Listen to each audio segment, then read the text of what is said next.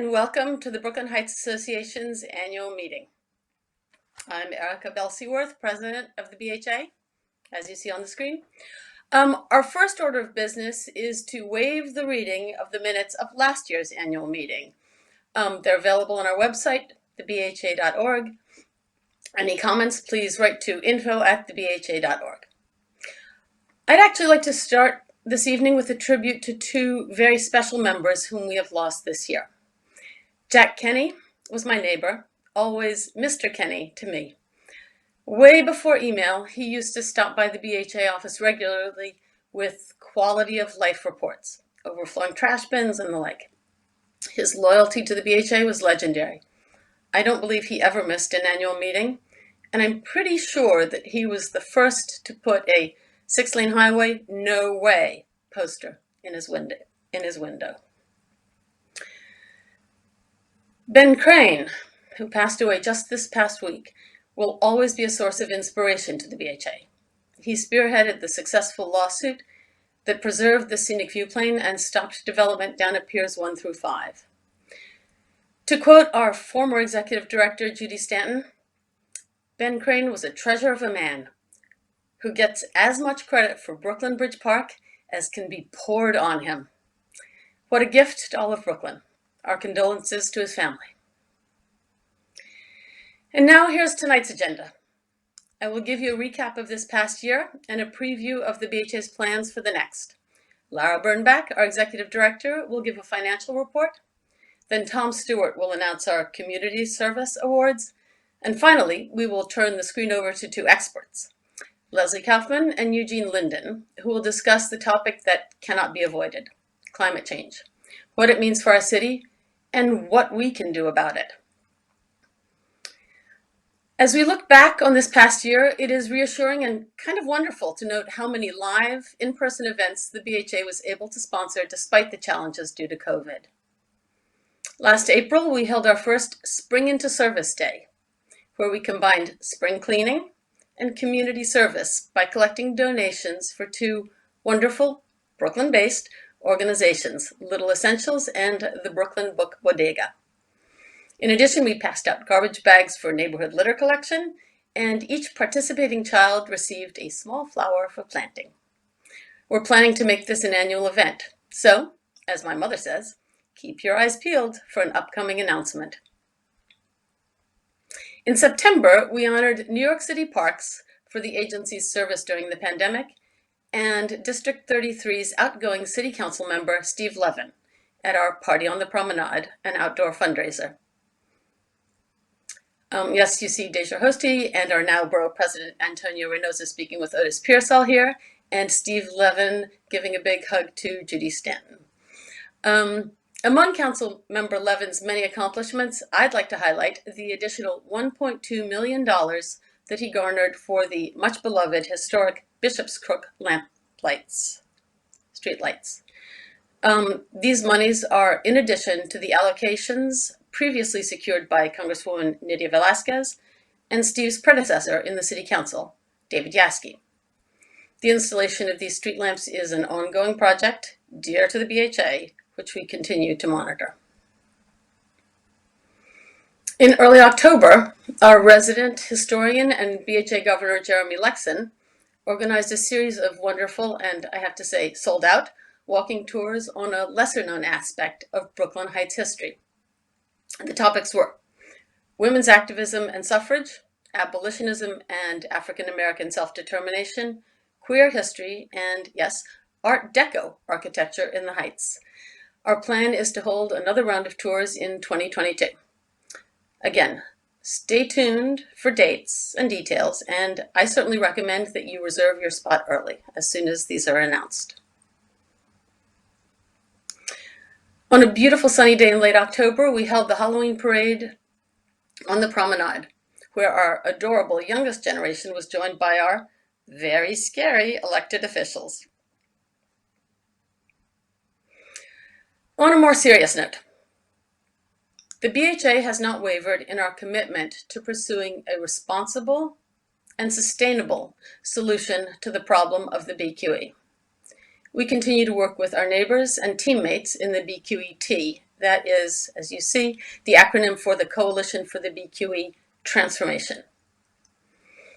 We were very thrilled when the Way in Motion, WIM, legislation was signed into law by Governor Kathy Hochul in December. This is legislation that allows for a means to identify overweight trucks while they are driving and fine them automatically. Our sincere thanks go to Assemblymember Joanne Simon and State Senator Brian Kavanaugh for sponsoring this bill. Reduction of traffic on the cantilever is an absolute priority. Not only will it help preserve the cantilever, it diverts traffic to other routes and shows that the BQE is not as necessary a route as the engineers at NYC DOT, the ones who devised the infamous Promenade Highway, believed it to be. We applaud the measures implemented in the last months of the de Blasio administration. Adding a bike lane on the Brooklyn Bridge reduced the Manhattan-bound traffic from 3 to 2 lanes, which benefits both bike riders and the cantilever. Reducing traffic on the cantilever itself from 3 to 2 lanes in each direction was a very bold use of paint. Many feared that these measures would prove catastrophic, causing our local streets to be clogged with trucks and cars bypassing the BQE. That has not happened. Yes, traffic on the BQE south of Atlantic and north of Sands is at times appalling, but change is difficult and it takes time for patterns and habits to respond to new conditions. I'd also like to note a significant, immediate, and major improvement. What had historically been one of the most dangerous on-ramps on the BQE, just south of Atlantic, has been transformed. The crash rate has plummeted. And if you really want to avoid traffic on the cantilever, the Brooklyn Battery Hugh Carey Tunnel is still under capacity, and it provides a delay-free alternative between Brooklyn and Manhattan. All of these measures, along with the scheduled repairs, are absolutely necessary to save the cantilever from collapse, as we made clear in our op-ed in the Daily News. But the 20 years that DOT says that we have gained will be over in the blink of an eye. Our current goals include keeping both the city and the state focused on addressing the future of the BQE and, importantly, determining what we as a coalition and what we here in Brooklyn Heights really want. You can go to the BQET website for the joint statement of the coalition. We in Brooklyn Heights are advocating for these specific priorities. Eliminate the pollution, vibrations, and noise immediately and forever, especially as experienced in the North Heights. Preserve the historic promenade and maintain compliance with SV1, the scenic view plane. Improve the existing entrances to Brooklyn Bridge Park, especially at Atlantic Avenue, and create new connections to the park from Brooklyn Heights. There's lots more to say about the BQE, but let's move on. In our Zoom film event last spring, Heights and Lights, small businesses on Montague Street figured prominently in many of the clips. I particularly love this one. These images continue to inspire us as we work relentlessly to revitalize our Main Street. I especially want to thank Kate Shura for the Montague Street bid and the bid board for spearheading the Open Streets initiative. Also, in partnership with the bid, the BHA has engaged the firm of traffic guru Sam Schwartz to analyze the current state of traffic, both pedestrian and vehicular, on Montague Street. Thanks to the many volunteers who helped us administer a pedestrian intercept study, we interviewed over 200 people on the street. No, actually 250 people on the street. Using this and other data, Sam Schwartz's team is working on implementable designs for the 4 blocks from Court Street to Montague Terrace. The goal is to create a pedestrian-friendly zone that encourages people to linger and to shop so that our existing businesses will flourish and our new businesses will fill the remaining empty spots. Proposed designs should be ready soon, and we hope to unveil them during one of the upcoming Open Street Saturdays that are planned for Montague Street. Please come find the BHA tent and give us your feedback. Still on the topic of small businesses. A recent article in Curbed told the heartbreaking story of the Clark Street station businesses which have suffered through the combined challenge of the pandemic and the station closure. Thank you to those in our community who go out of their way to patronize these small businesses, many of which have been in operation for decades. Councilmember Ressler is on it too. He recently invited the New York City Department of Small Business Services and the Empire State Development Corporation for a walk and talk through the station, and he requested that those agencies provide assistance to the business owners. Of course, the best remedy is for the station to open again as soon as possible. We have been told by the MTA recently that their work is on schedule. They plan to reopen the station for full service by the end of April.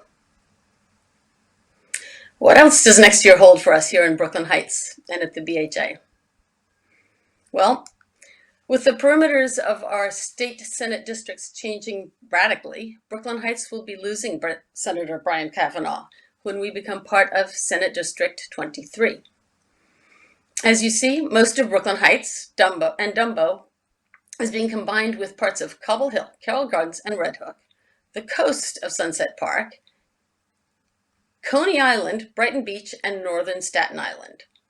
Together, we will be electing a new state senator, with the Democratic primary taking place in just 4 months, on June 28th. The BHA will be inviting the candidates for this seat to speak with us at a candidates forum. Again, stay tuned.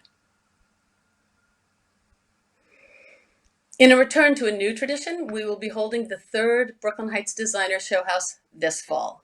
We skipped 2021 for obvious reasons. Keep your eyes peeled for future announcements, and please come visit the show house. Back to our support of local businesses.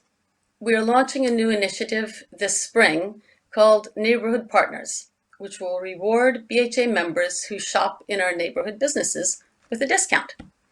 Bring your membership card and look for this sign in the window. You will soon be receiving an email with more details. So I want to end my welcome by thanking all of you, our members who contribute so generously to the organization, to the special initiatives we launch to help those in our community in need, and to the GoFundMes for new businesses. I also want to thank you for your engagement. Like Mr. Kenny, you are the eyes and ears of our community, and your reports of missing street lamps or unsightly pavers are always welcome. These problems can't necessarily be fixed overnight, but we're on it. Welcome too are the many generous offers we get from members who bring fresh ideas and volunteer their special skills to improve the neighborhood. Thank you all. And now, Lara Bernbach with the Year in Numbers. Thanks, Erica, and hi, everybody. I'm so glad you're able to join us tonight.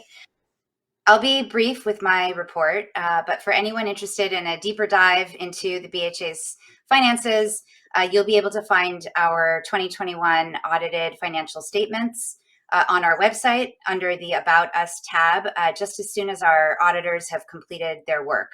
We're expecting our audit should be finished in the next few weeks. So all that to say, while I'm confident in the numbers I'll be talking about tonight, I just want to note that they are still under final review by our auditors. So for fiscal 2021, I'll note that we reported a profit of $6,245. That was on support and revenue of $283,480. So this compares with our fiscal 2020 profit of $112,464, which was on gross revenues of roughly $532,329. So the key driver of those fiscal 2020 net results really was our show house fundraiser. So as a reminder, it's a little bit confusing because the show house itself, the event, was held in October and November of the calendar year 2019, but that's actually the very beginning of the BHA's fiscal year 2020. Really, the important thing here is you can see that year over year, membership dues are really a critical source of revenue for the BHA, along with our end of the year appeal. which in calendar year 2021, so the year that we just finished, netted roughly $56,000. We were also very pleased to innovate last year with some new fundraisers that Erica noted, the Heights and Lights movie showing event and the Party on the Promenade. I also want to note that while we do still maintain some restricted funds that our members and others contribute generously towards, for example, the Tree Fund and the Promenade Gardens Conservancy, we've closed our BQE fund for the time being, really because at this time, while we are still working very hard on BQE matters, we don't require legal or other sort of specialist help at this time. It's quite possible that we will reopen that fund in the future, depending on how things go. And so we will certainly let you know if that's the case. And then finally, I'll just close out tonight noting that the BHA ended the year with $722,214 of total assets and almost $606,806 of net assets. I want to thank everybody personally who contributed to the BHA this year by joining or renewing your membership. Maybe you donated some stocks, you attended a fundraiser, but honestly, just as importantly, for being the engaged and caring community members that I know you all are. So it's really a heartfelt thanks to everybody for that.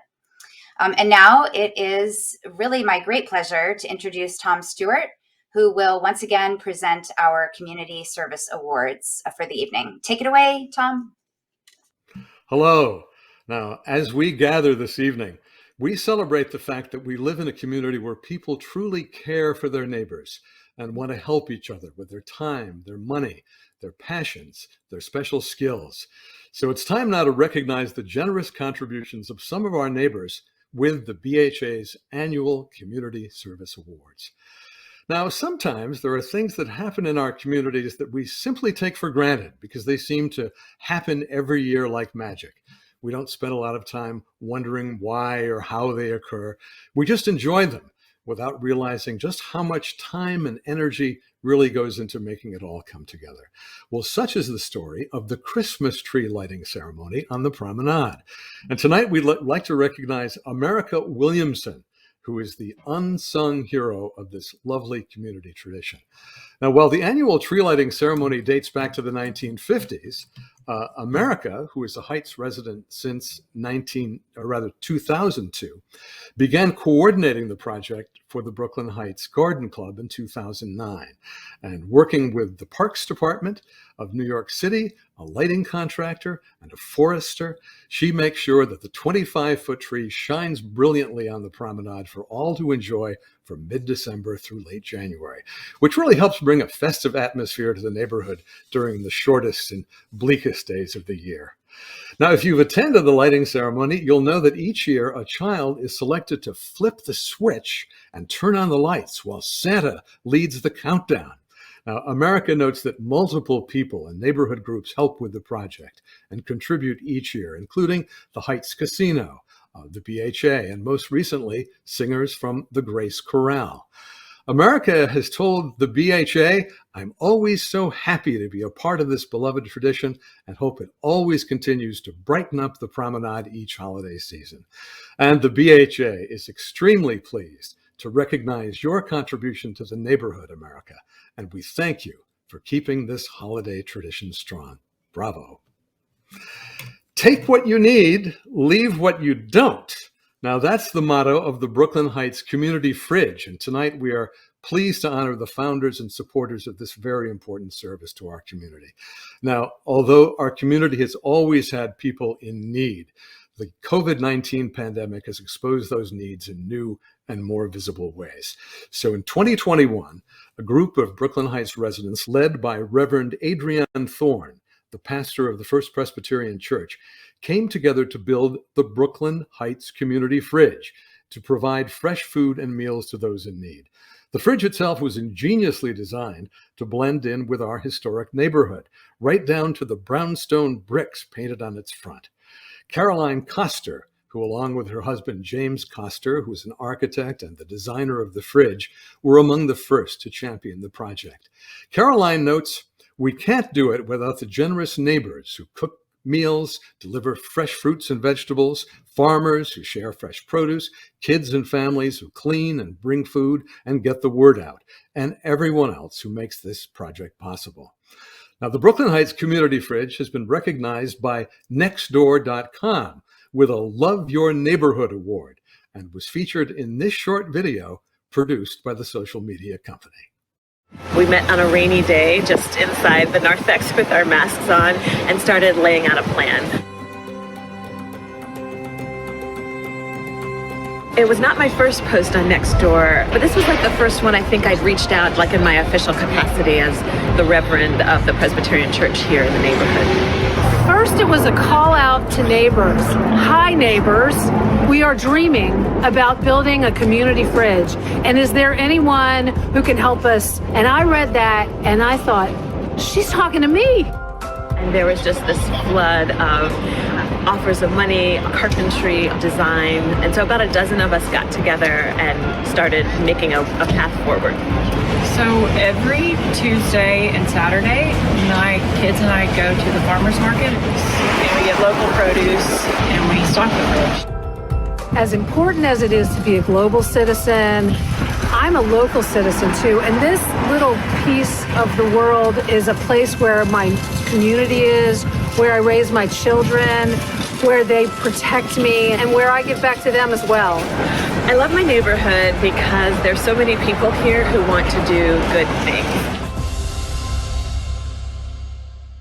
Well, for their caring and dedication to making sure healthy and fresh meals are available to anyone in need, the BHA is thrilled to recognize Reverend Adrienne Thorne, Caroline and James Coster, Jenny Astrakhan, Darianne Knight, and the many, many community supporters in Brooklyn Heights. And finally, a note of appreciation for our invaluable small business communities. Now, running a business isn't easy in the best of times, but the last 2 years have been uniquely challenging. To quote Mary Frost in a recent article from the Daily Eagle, surviving Brooklyn Heights business owners have had to use every ounce of ingenuity and all their years of experience to hold on during the COVID-19 pandemic. Well, the BHA would like to express our appreciation and gratitude to the hardworking business owners and employees of Brooklyn Heights. From Middaugh Street to Atlantic Avenue, your efforts and sacrifices have helped us all get through this trying time, and we salute you. And I'd like to express my great gratitude to all of tonight's honorees and to all of you who live here. As we all know who live here, it's a great, wonderful privilege to live in Brooklyn Heights. And hopefully we'll see you again about this time in person. Have a good night. Thank you, Tom. That's always such a wonderful part of our annual meeting. It's a pleasure to see, and we so appreciate our awardees. Now it's time to move on to our discussion topic for the evening, and it's a serious one, one that is truly becoming unavoidable despite its complexity, and that's climate change. In our own work, for example, on the BQE, we are constantly thinking about how the future movement of people and goods must first and foremost be redesigned with the protection of our environment and climate in mind. The topic is also relevant to the BHA's work to revitalize Montague Street.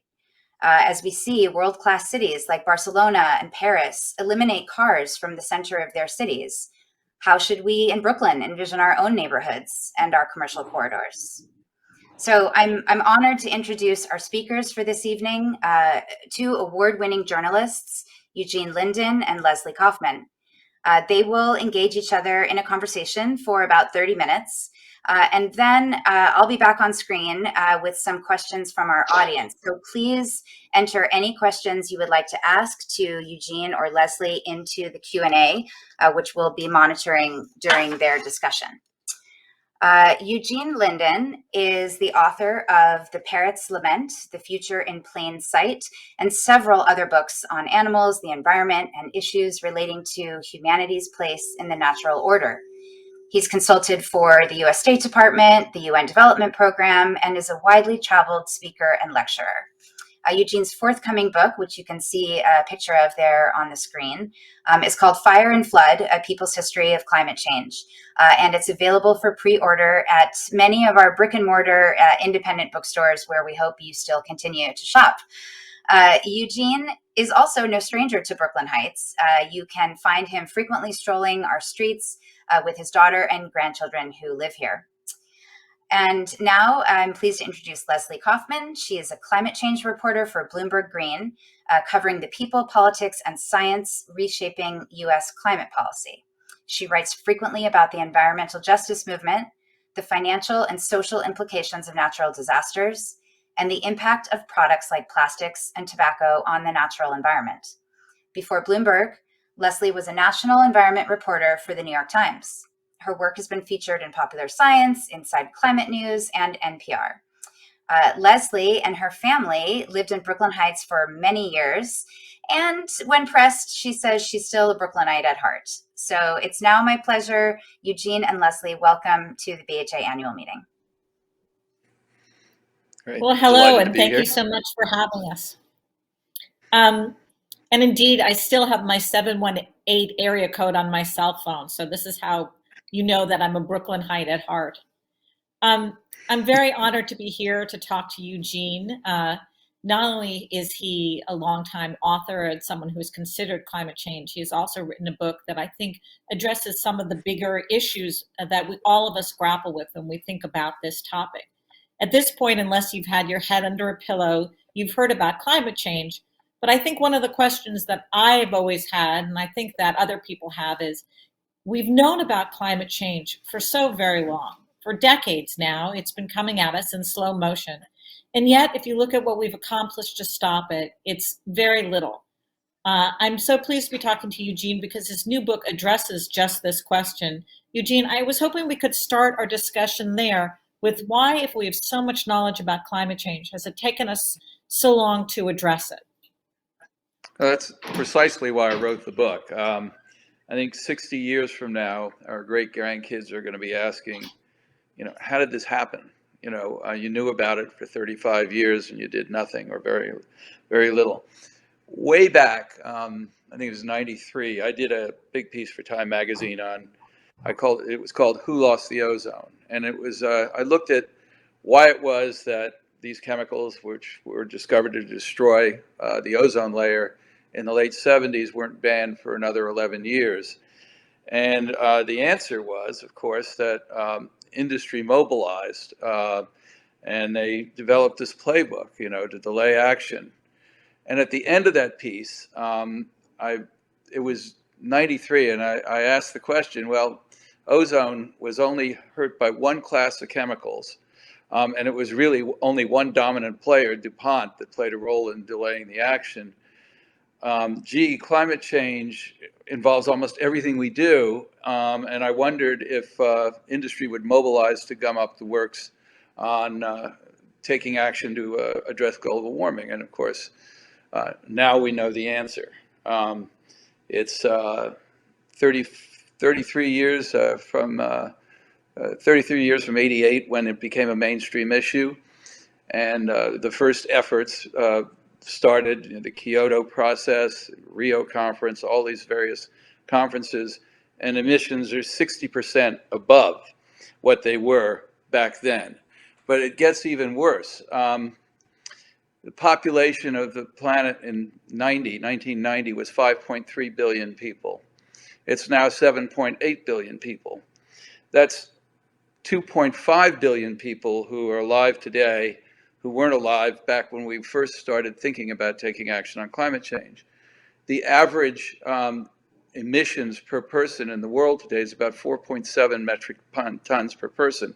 But by contrast, the average American's emissions are about 20 metric tons of carbon per person. So basically, since 1990, we've not only had to not address the issue of emissions in 1990, we have roughly 10 billion additional tons of carbon coming from the population. So whatever we do from now on has to deal with that much larger a number. So how did we get here? So, Well, I think there's a right. perfect Okay. example. I'll just say it. George H.W. Bush in 1988 ran for president. And I inadvertently helped him by doing a piece on Dukakis's failure in Boston Harbor. And the next thing you know, he's on a boat in Boston Harbor declaring he's going to be the environmental president. And then he said, well, for those of you concerned about the greenhouse effect, perhaps you've heard of the White House effect. And then he vowed to have a conference on global warming and greenhouse gases. One of the first things he'd do as president. Well, somehow between when he was campaigning and when he was elected, the lobbyist effect came into play. And that conference, when it happened, was the participants were not allowed to just use the phrase global warming. In other words, it would be like having a conference on COVID today, on pandemics today, and not being allowed to say COVID. But what that showed you was the power of the business and interest in the fossil fuel lobby in terms of diverting the message. And they used the playbook that they developed for the ozone story, which is to dispute the science, to dispute the consensus, to attack the scientists and the motives of the scientists, but mostly to say we have time. And frankly, the battle to stop global warming was lost in the 90s. The decisions made back then, and we can go into them in a minute, basically set the stage for what we're doing now and why we haven't been able to control greenhouse gas emissions subsequently. Well, so I would like to go into some of the decisions that were made in the 1990s and talk a little bit. Was it simply the pressure from industry, or was it greater than that? And what were the decisions that happened in the 1990s that are still haunting us today? Well, one of them, and to answer your question, it was more than just industry. There's an innate scientific caution not to go beyond the data, and that could be exploited by those who say we have time. But the other thing is that the Federal Reserve dates China's industrialization in 1988. China has the fourth largest reserves of coal in the world.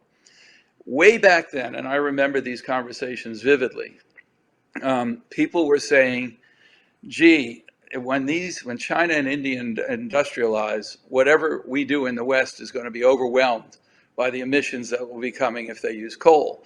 And so the thought was, well, they're just at the beginning of industrialization. Let's try and encourage them to leapfrog our 19th century fossil fuel infrastructure and go directly to renewables.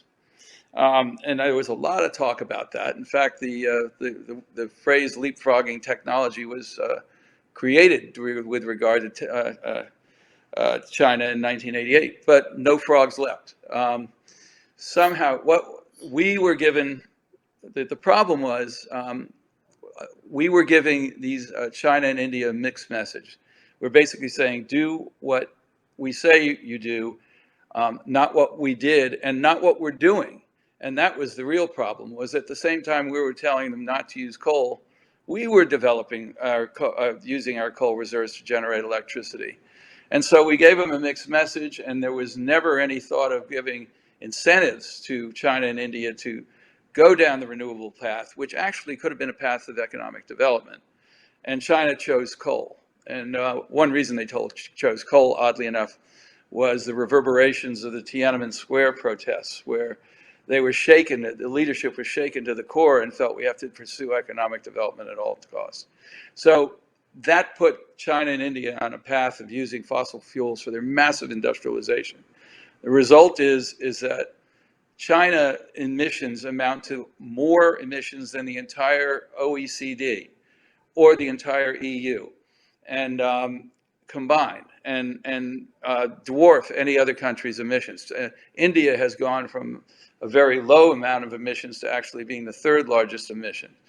In economics, they call it a free rider. In other words, the rest of the world signed on to an agreement to try and limit emissions, but everybody's efforts were mooted by the industrialization of China. So those decisions in the early 90s are haunting us today. And those decisions all were, I guess, our own internal decision to continue to use coal and be a poor role model, but also the primary decisions were not to help these other developing nations come up with a more renewable fuel. And then, you know, an argument that's bandied about today says, well, renewables weren't ready in the early 90s. And to a degree, that's true, but I use the metaphor. It's like a football coach who shoots his star player in the leg and then benches him because he can't play. Because we've started and stopped on renewables, actually going back to the 19th century, before oil sucked all the oxygen out of the room. There was enormous innovation around renewables. Thomas Edison was talking about harnessing the Gulf Stream for power. These are things that are being done today, by the way, not the Gulf Stream, but tidal power. You know, solar was being developed in Egypt.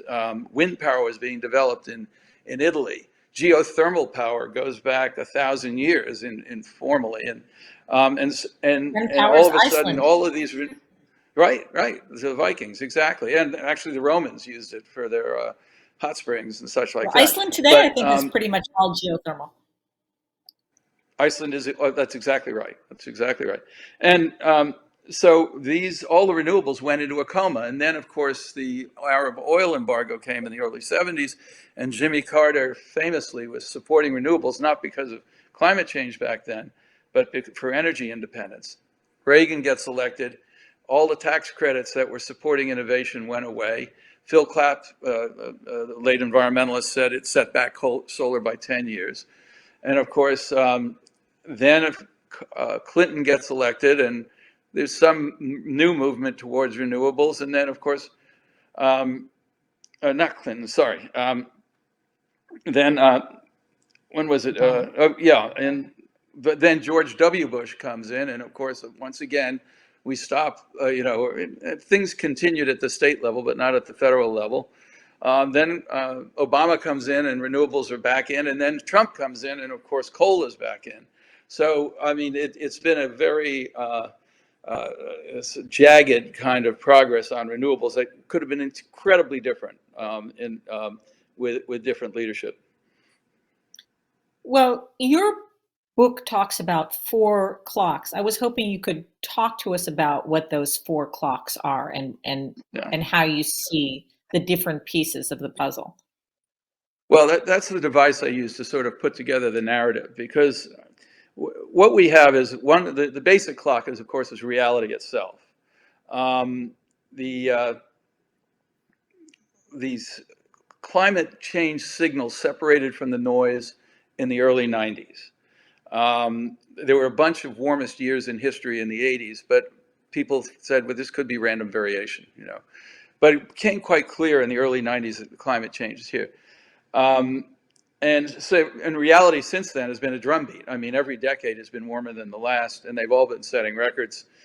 And I use the phrase climate babies elsewhere, but 4 billion people have been born since climate change changed the regime in climate that has prevailed for 10,000 years. 5 billion have been born since Jimmy Carter first raised the issue of climate change in the late 70s. 140 million Americans have been born who've lived their entire lives without basically living in a normal climate. And so the reality itself has been changing. Now, the public, their clock is way behind reality. Their polling suggests like 45% of Americans don't think that we will feel the effects of climate change in their lifetimes, even as we're feeling the effects of climate change. Even as we're feeling them right now. Yeah, right. They say, well, it's way off in the future, and we're feeling it. And it's costing, in the last decade, weather-related disasters cost $3 trillion globally. So the public is basically influenced by well, in the case of the playbook of industry, which was to muddy the message and everything else, and it's been wildly successful from their point of view. The scientific clock, that's actually the second clock, is the scientific clock. And that has a lag of a couple of years behind reality just because of the nature of science. You collect data, you have to analyze the data, then you publish the data and everything else. So there's a structural lag. And then the fourth clock is business and finance. And for that clock actually lagged all the other clocks for most of the climate change era, mainly because business and finance saw climate change regulation as a threat to profits through much of that time. And then, of course, now it has only recently begun to recognize that climate change might be a threat to business itself. And so it's changed radically. The other thing that happened, and this is fundamental, is that the issue became politicized in the 90s, actually. It wasn't politicized at first. And what you see is that once an issue becomes politicized, facts don't matter. It's the messenger that matters. And if you see the messenger is illegitimate, you don't care what they say. And I just did a little piece sort of comparing what happened with COVID with what happened with climate change. Because with COVID, it became politicized instantly. And people were dying of the disease and saying it isn't real. And that shows you how profoundly becoming, when an issue becomes politicized, how profoundly it can change your worldview. So in any case, with climate, yeah, go ahead. I was going to say, I think all of us are aware of the politicization. At least it rings true because we've all lived it in such, real intensity in these last years as we've all become hyper politicized. The piece of what you wrote that really struck me, and as someone who studies this as unusual, was could you talk a little bit about particularly the unusual role business played? I mean, I was particularly surprised about your discussion about insurance, because insurance by many people is seen as a way to address climate change. I had always thought insurance were the people who were pushing people to make more rational decisions, and you actually had a counterintuitive insight into that. Well, it was a counter. It was more learning from being dead wrong about it. I was in '93.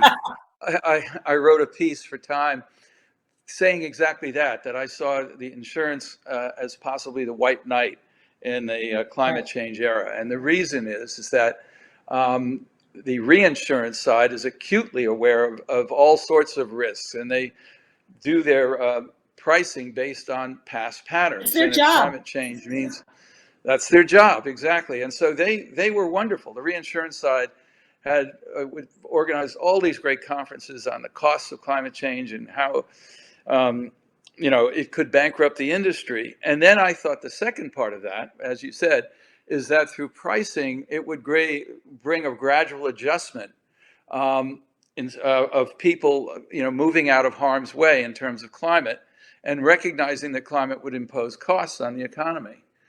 But what happened, in this piece I did in '93, what I didn't bank on was the incredible ingenuity of the insurance industry in spreading risk and offloading risk. In '92, Hurricane Andrew hit near miss in Miami, did $50 billion in damage and drove 11 insurers into insolvency. And so the reinsurance industry sort of said, hey, we want to pick up these risks. And a very bright guy named Eberhard Muller at Hannover Re in Germany, a reinsurance company, came up with the idea of what's called CAT bonds, or catastrophic risk bonds, where what that meant was they would say, if you will, this is to outside investors, if you want to invest with us, we'll give you a very good return, and you're betting that a hurricane, Category 5 hurricane, isn't going to hit Miami or New Orleans in the next 3 years or 4 years, whatever the term. And so your bet is that you're making a bet that a specific event isn't going to happen. Well, what this did was it opened up vast amounts of institutional money to take up some of the risks that the insurers have been taking up before. The second part of this is that most insurance policies get renewed on a yearly basis. And at the retail end, the insurance, the incentives are for you to keep writing policies right up until disaster happens, because your profit sharing is backward looking, not forward looking. And you're assuming that the risks are in the price of the insurance.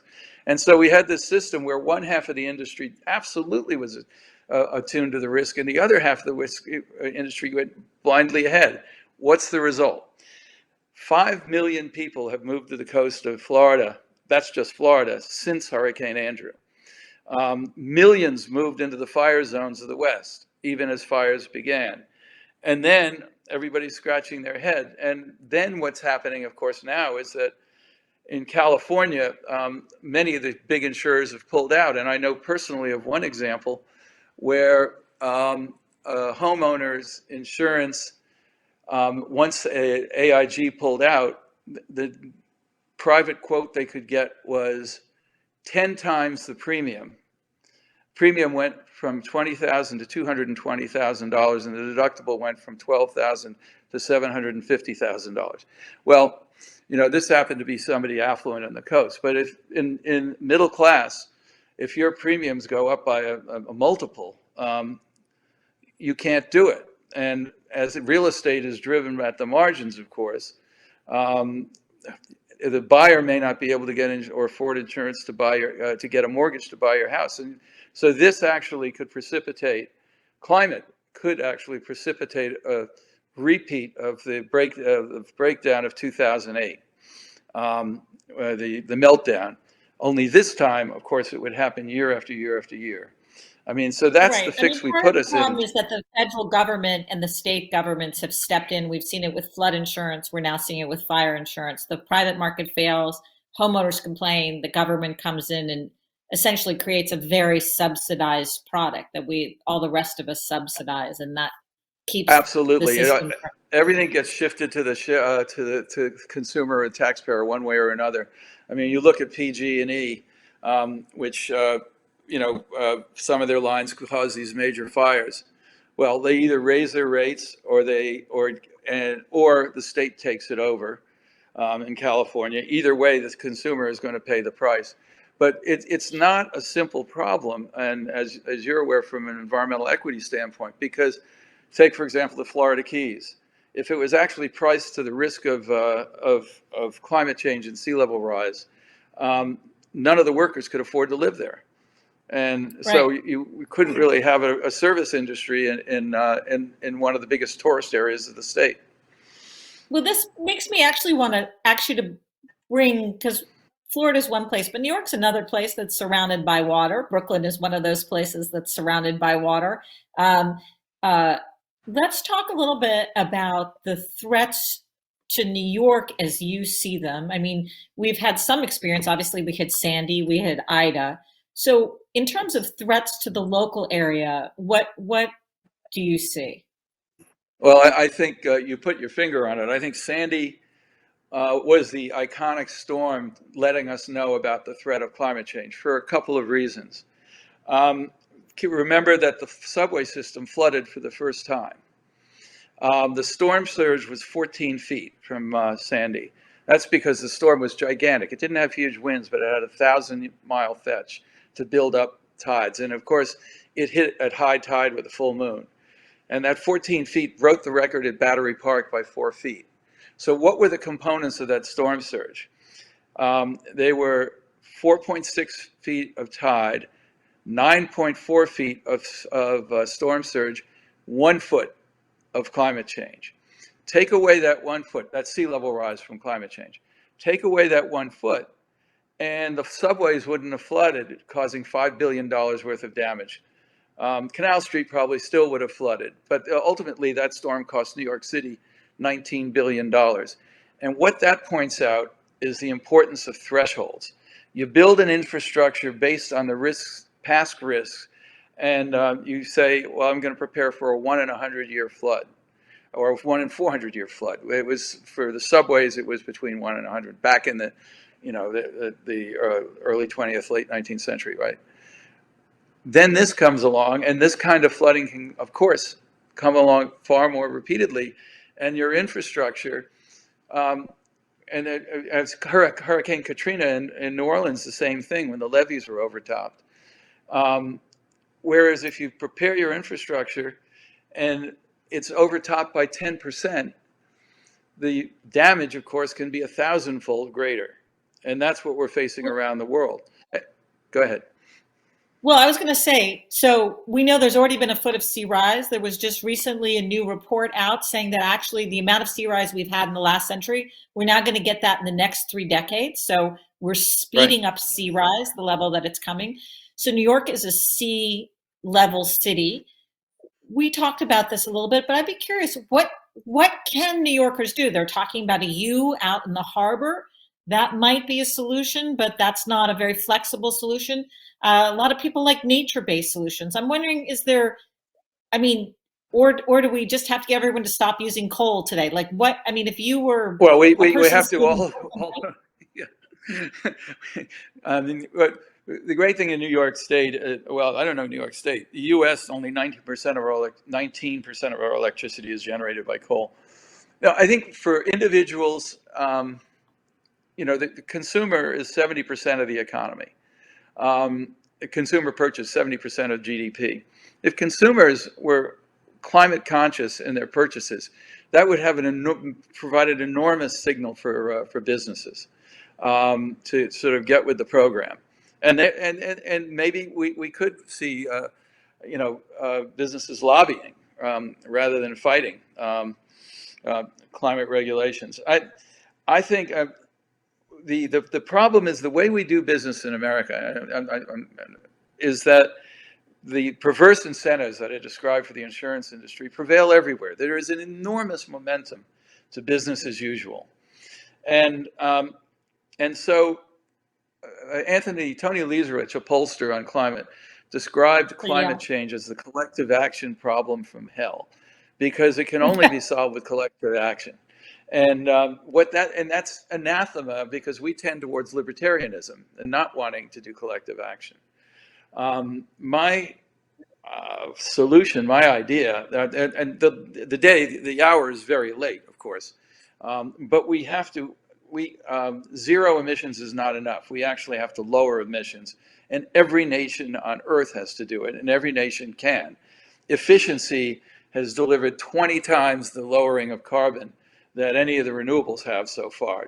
And the efficiency is everybody wants, because it saves businesses money and it saves homes money. So there are ways to grow your economy, and we have been growing our economy while lowering our emissions. We just have to do more. And what I propose in the book, at the end of the book, is a universal tariff. And it wouldn't be a beggar thy neighbor thing, because it would be applied to everybody.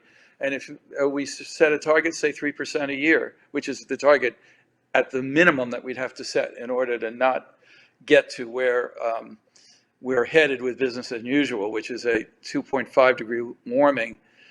And by the way, 2.5 degree warming would make the planet as warm as it was 2.6 million years ago. And there was plenty of life back then. There just weren't any humans. So we can't get there. We must do something, and we must do something collectively. That's my idea. I'm open to anybody else's. Well, I think that's a good point. Since that comes from the end of your book, and we've now spent 30 minutes in discussion. I think that's a very good point to now maybe opening it up to our audience, and they can ask questions. Lara, do you want to come back on? Sure. Great. Hi. Thank you both. This has been so interesting and timely. We do have some questions that people have sent in, so I'll pick a few of those. One is, and I would invite both of you to feel free to answer these questions. You both have a great breadth and depth of knowledge about these issues, so please, both of you should feel free to respond. Is it more important to get the public on board with climate change and reducing emissions, or more important that government or business lead? Can one happen without the other? I can take a shot at that. I think the politicization of the issue shows that it is going to be very difficult to get the public on board until the costs become manifest. In which case, I think, business, which has a megaphone and has and basically controls our politics, they're going to have to take the lead, and we see a shift in that direction. Although it's disheartening. It has never been an issue that has moved a presidential election, for instance. And that tells you where the public places it in the priorities.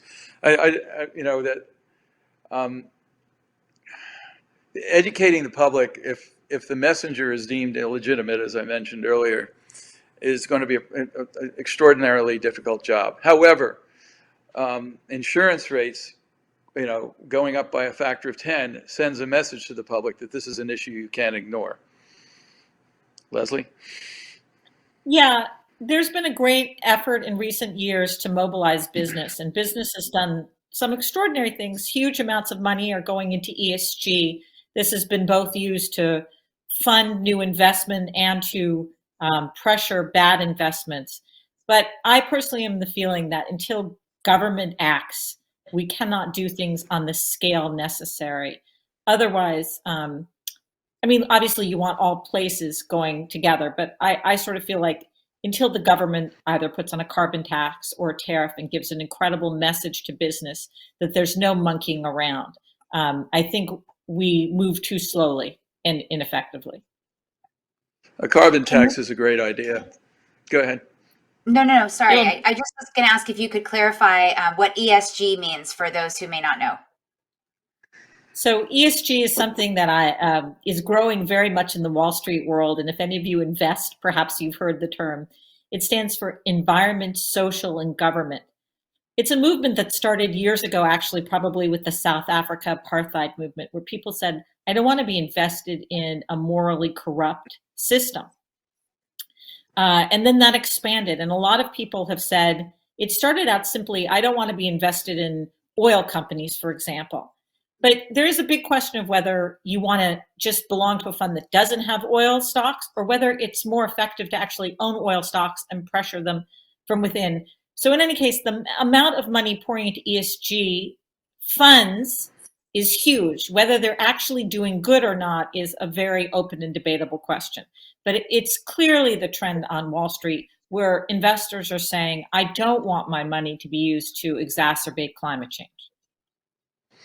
Yeah, I think I agree with you, and I think what ESG does is it flows money towards renewables and other things in climate change, and capital is needed. It's the hardest thing to lay your hands on when you're a startup company, and it actually the money flowing away.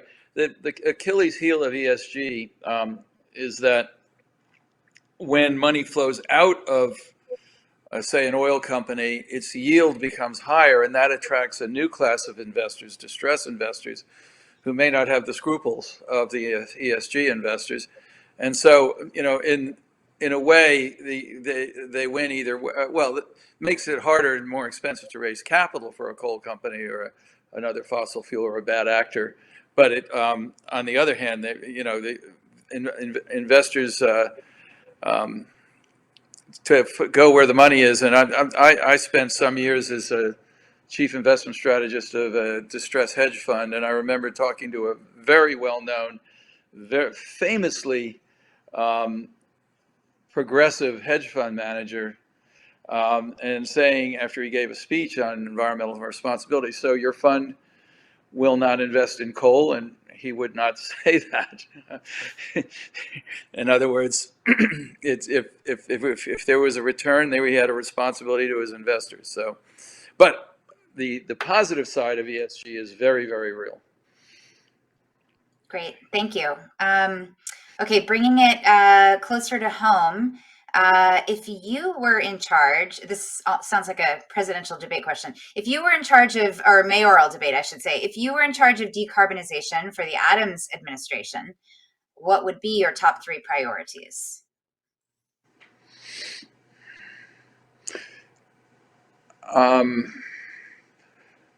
Well, New York is one of the most highly taxed cities in the world. I would imagine some tax credits for energy efficiency, for all the things that would reduce our per capita emissions thing.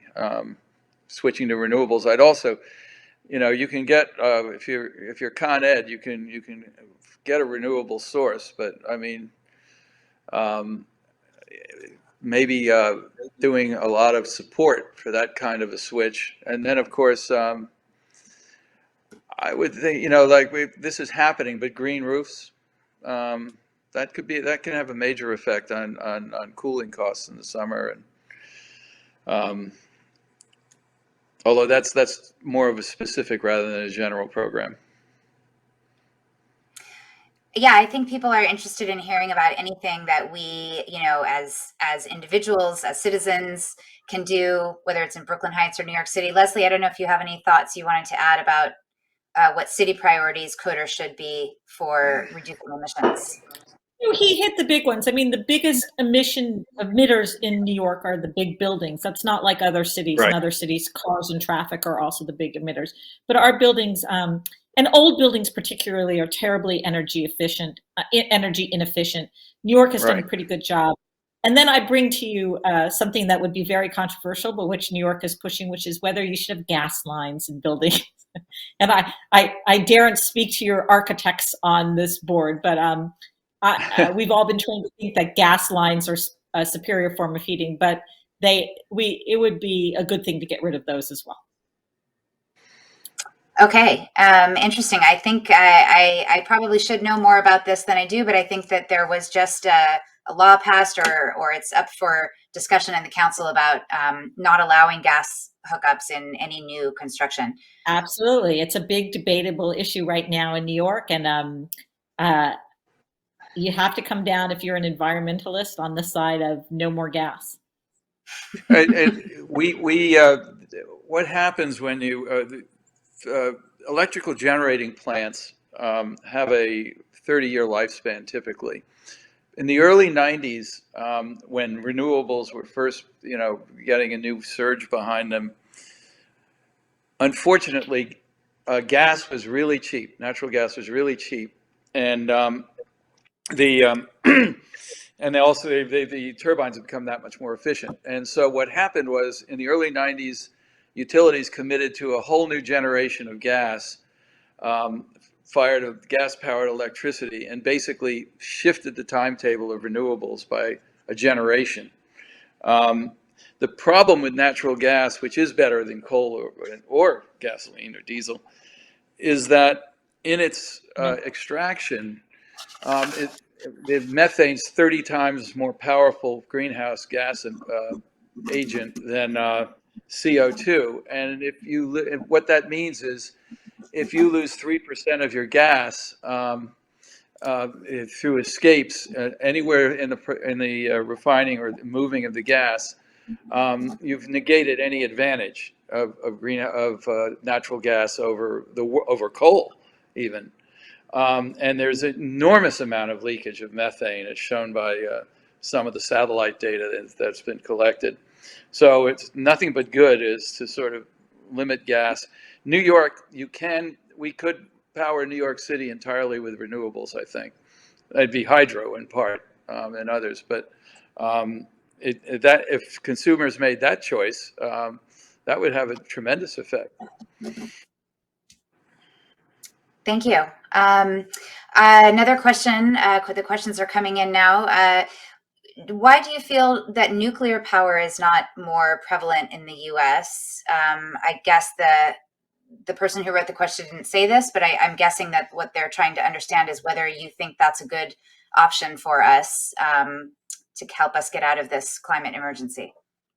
Well, I've always, the waste problem hasn't been solved. And of course, Fukushima is still smoldering, or whatever it is that it does. And Chernobyl is still hot decades after it melted down. So nobody knows what to do with that. On the other hand, the emissions problem is so pressing and severe that it has to be on the table, because we have to reduce the fossil fuel emissions worldwide. France is 50% of its energy comes from nuclear, I think. I'm a huge nuclear fan. I think the next generation nuclear actually solves the waste problem. It uses waste now that the old plants produce. The real problem with nuclear is that people are terribly scared of it. I think they're terribly scared in part because the fossil fuel industry did a hit job on nuclear when they recognized that it was a threat. And in fact, there's a lot of radiation coming off coal plants all the time that are very dangerous to us and that we don't recognize. And now nuclear is just so overregulated and it's so hard to build that it's just not economically feasible anymore, really. Yeah, that is the issue, the capital costs. Okay, interesting. I think we probably have time for maybe two more questions. One, the penultimate question is, talk to us about battery-driven cars. Isn't there a downside to those batteries? Yeah. I mean, you mean it's life cycle, right? The mining issues for some of the rare earths and the other materials that go into them, and disposal issues. On the other hand, again, the overarching question is that we're billions and billions of tons over budget on an already overloaded atmosphere. And so we have to, consider the cost benefits and trade-offs. And we have a gun to our head in the near future, and it's not we're already suffering the effects of climate change, and it's going to get so much worse, and it could lead to economic and ecosystem catastrophe and an agricultural collapse. And so what's the choice? If EVs, if you're in West Virginia, they're going to be, your electricity is mostly coal-fired, but most of the country it's not. And as I said earlier, here you have a choice. So at least you're not contributing to greenhouse gas emissions, and transportation is a very large contributor to the global greenhouse gas budget. Yeah, I don't have much to say. Yeah, every choice does have some trade-offs, but we do have a gun against our head. And look, if you can take public transit, do that instead. But that's not how we've built the United States of America. Right. So I would tell you, take your subway if you possibly can, an electric rail. But otherwise, yeah, everything has some trade-offs. Right. Okay, great. So this is a sort of combination of, in a way, asking you to continue the things that you just started talking about. I'm hoping, without wanting to sound Pollyanna-ish, that we can end on a, if not an optimistic note, then at least a note of helping people understand that while some of the things we do might feel like tinkering around the margins, when you compare, our own individual actions with China's emissions, for example, I still think there must be some things that we can do individually. Eugene, you mentioned consumer choice and our spending habits, being important. Leslie just mentioned taking public transportation more. Are there any other things that you'd like to add that you think it's important for us as citizens to do, or any notes of optimism that you can sound before we close out for the evening? Well, I think the consumer can also choose not to buy products that are made by climate bad actors. It could put some pressure on China. Market campaigns have been tremendously successful in saving old growth forests, for instance. Pressures on Lowe's and Home Depot. So I think the consumer pressure could be global. I mean, it's not enough for us to behave well. This free rider problem. That's why I propose a universal tariff, because it eliminates that problem. But it is within our power to dramatically reduce greenhouse gas emissions around the world. But we need the will to do it. And so my optimistic thing would be that we do find that will as this gun to our head becomes more apparent. Yeah, I would say that I used to really believe that we didn't have that much personal choice, that we really needed governments to do it. But there's a lot of new statistics showing that actually, particularly the wealthiest 1% on this planet, which includes everyone sitting in this call, whether or not you like to think about it, you just need to make over $100,000 to be in the 1% on a global level. contribute far more than most people. Even in the United States, the top 10% contribute more than the bottom 50% combined. And it's things like getting on airplanes. You don't want to hear it. I don't want to hear it. But consider this. 80% of the world will never get on an airplane in their lifetime. I don't mean they're not going to get on it this year. I mean in their lifetime. So when you think about personal choices you can make, there are actually some pretty close to home that you have some control about. Thank you. Those are really important and a little bit sobering words. Thank you both so much. I think we're going to close out for the evening with some final thoughts from Erica, but it's been a pleasure hearing from you both tonight. Thank you. My pleasure. Thank you. I just want to thank you both so much for this incredibly fascinating conversation. You mentioned an overloaded atmosphere. This is an overloaded topic. And I second Laura's comments in thanking you for being so blunt. It's somewhat refreshing. I'm not sure we come out of this feeling uplifted, but we definitely will turn to our, collectivism as a civic organization and, do what we can. It's the best we can do, and thank you. Thank you. And to all of you who joined us, thank you for coming tonight. Let's do what we can.